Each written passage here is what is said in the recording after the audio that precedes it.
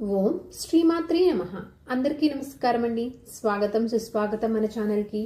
ఈరోజు వీడియోలో వరలక్ష్మి వ్రతం రోజున ముత్తైదులకు వాయనం అనేది ఎలా ఇవ్వాలి, ఏమి ఇవ్వాలి, వాయనం ఇచ్చేటప్పుడు తప్పకుండా పాటించవలసినటువంటి పద్ధతులు ఏమిటి, చెయ్యకూడని తప్పులు ఏమిటి, ఎలా ఇస్తే మీ కొంగు బంగారం అవుతుంది, ఇలా ప్రతి ఒక్కదాని గురించి క్షుణ్ణంగా ఇప్పుడు ఈ వీడియోలో తెలుసుకుందాము. ముందుగా వాయనంలో ఏమి ఇవ్వాలి అనే విషయం గురించి తెలుసుకుందామండి. తర్వాత ఎలా ఇవ్వాలి అనే విషయం గురించి తెలుసుకుందాము. వాయనం ఇవ్వడం కోసము ఒక ప్లేట్ని తీసుకోవాలి. కానీ స్టీల్ ప్లేట్ మాత్రం అస్సలు తీసుకోకూడదు. మీరు గిఫ్ట్ రూపంలో ఇస్తున్నా సరే కానీ స్టీల్ని మాత్రం అస్సలు ఇవ్వకూడదండి. గుర్తుపెట్టుకోండి, ఎట్టి పరిస్థితులను స్టీల్ ప్లేట్ లాంటివి ఉపయోగించకూడదు. ఇప్పుడు దానిలోకి జాకెట్ ముక్కలు అనేవి పెట్టుకోవాలి. శక్తి కొలది ఒకటైనా రెండైనా పెట్టుకోవచ్చు.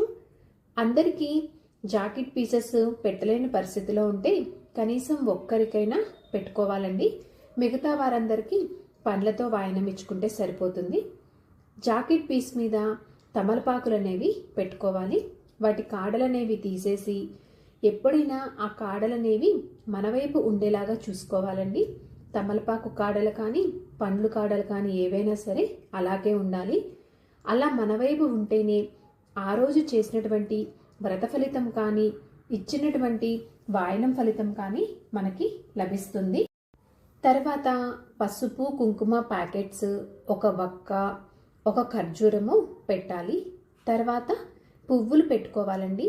మీకు దొరికితే కనుక జాజి పూలను కానీ మల్లెపూలను కానీ పెట్టడానికి ప్రయత్నం చేయండి. ఇంకా మాలల రూపంలో ఇస్తే ఇంకా చాలా మంచిది మీకు ఒకవేళ దొరికితే. ఎందుకు అంటే అమ్మవారికి జాజి పూలన్నా మల్లెపూలన్నా ఇష్టం కనుక మీకు ఒకవేళ దొరికితే అలా పెట్టడానికి ప్రయత్నం చేయండి.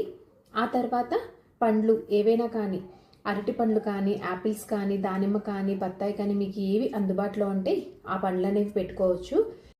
మీరు ఒకవేళ అరటిపండు అనేది వాయనంలో ఇస్తున్నట్లయితే ఎట్టి పరిస్థితుల్లోనూ ఒక్క అరటిపండు అనేది పెట్టకూడదండి. తప్పనిసరిగా 2 అరటిపండ్లు అనేవి పెట్టుకోవాలి. మిగతా పండ్లు ఏవైనా కానీ ఒకటి పెట్టుకోవచ్చు.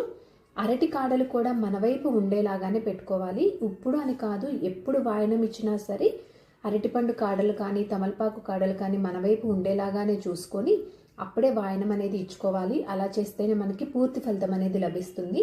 తర్వాత గాజులు అనేవి పెట్టుకోవాలి. ఎరుపు రంగు కానీ ఆకుపచ్చ రంగు కానీ పెట్టుకోవాలండి. 2 కానీ లేదా అర డజన్ కానీ పెట్టుకోవచ్చు. మీరు ఎక్కువ ఇవ్వాలి అనుకుంటే కనుక డజన్నర వరకు అలా ఇచ్చుకోవచ్చండి. అవి కూడా వచ్చేసి వాళ్ళకి సరిపోయే విధంగా ఇస్తే మంచిది. ఎందుకు అంటే మనము వాళ్ళకి సరిపోని విధంగా ఇస్తే కనుక అవి వేసుకోవడానికి వాళ్ళకి కుదరకపోవచ్చు. కాబట్టి కొంచెం అటు ఇటుగా వాళ్ళకి సరిపోయే విధంగా ఇస్తే మంచిది. ఆ తర్వాత నానబెట్టినటువంటి శనగలు కూడా ఇవ్వాలి. మొలకెత్తినవి ఇస్తే ఇంకా చాలా మంచిదండి. వీటితో పాటు ఒక కాసు అంటే ఒక రూపాయి బిళ్ళను అనేది కూడా పెట్టుకోవాలి. తర్వాత ఒక తోరం అనేది పెట్టుకోవాలండి. ఈ తోరం అనేది అందరికీ ఇవ్వడానికి మీకు ఒకవేళ కుదరకపోతే కనీసం ఒక్కరికైనా తోరం అనేది ఇచ్చుకోవాలి. వరలక్ష్మి వ్రతం రోజు ముత్తైదులకి వాయనంలో ఏమి ఇవ్వాలి అనే విషయం గురించి తెలుసుకున్నాం కదా. ఇప్పుడు ఎలా ఇవ్వాలి అనే విషయం గురించి తెలుసుకుందాము. ముత్తైదులని అమ్మవారి స్వరూపంగా భావించి చక్కగా ముత్తైదులందరినీ ముందుగానే ఇంటికి ఆహ్వానించి వారికి ముందుగా బొట్టు అనేది పెట్టి గంధం అనేది రాసి తర్వాత పుస్తెలకి పసుపు బొట్టు అనేది ఇవ్వాలి. ఎప్పుడు గుర్తుపెట్టుకోండి, పొడి పసుపు మాత్రం ఇవ్వకూడదండి. ఎట్టి పరిస్థితుల్లో కూడా పసుపులో కొంచెం వాటర్ అనేది కలిపి తడి చేసి అప్పుడు మాత్రమే వారికి ఆ పసుపు బొట్టు అనేది ఇవ్వాలి. చక్కగా వారిని కూర్చోబెట్టి వారికి కాళ్ళకి పసుపు అనేది రాయాలండి. చిన్నవాళ్ళైనా సరే కానీ చక్కగా రాయాలి. ఎక్కడా కూడా పొడలు లేకుండా చక్కగా మంచిగా రాయాలి వాళ్ళ కాళ్ళకి పసుపు అనేది.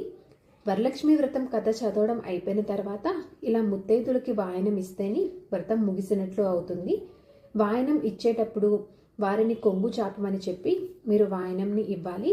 ఇచ్చేటప్పుడు ఇస్తినమ్మ వాయనము అని చెప్పి మీరు ఎవరైతే ఇస్తున్నారో వారు అనాలి. తీసుకునే వాళ్ళు పుచ్చుకుంటున్నమ్మ వాయనము అని చెప్పి అనాలి. వాయనం ఇచ్చిన తర్వాత వారి ఆశీర్వాదం అనేది తీసుకోవాలండి. తర్వాత వారికి నోరు అనేది తీపి చేయాలి. అంటే ఏదైనా ఒక తీపి పదార్థం అనేది వారికి ఇవ్వాలి. సో ఇదండి వరలక్ష్మి వ్రతం రోజున ముత్తైదువులకి ఇచ్చేటువంటి వాయనము. మనము ఇలా పద్ధతులు అనేవి పాటిస్తూ ఇలా కొన్ని నియమాలు అనేవి పాటిస్తూ తప్పులు అనేవి చేయకుండా ముత్తైదువులకి వాయనం అనేది ఇలా ఇచ్చుకుంటే మనం చేసుకున్నటువంటి పూజ యొక్క పూర్తి ఫలితం అనేది మనకి లభిస్తుంది. సో నా వీడియోస్ కనుక మీకు నచ్చినట్లయితే, నేను తెలియజేసినటువంటి ఇన్ఫర్మేషన్ అనేది మీకు ఎంతో కొంత ఉపయోగపడుతున్నట్లయితే ఒక లైక్ అనేది ఇచ్చి మీ సపోర్ట్ అందిస్తారని ఆశిస్తున్నానండి. వరకు సెలవు, మరి ధన్యవాదములు. సర్వే జన సుఖినో భవంతు. జై శ్రీమన్నారాయణ.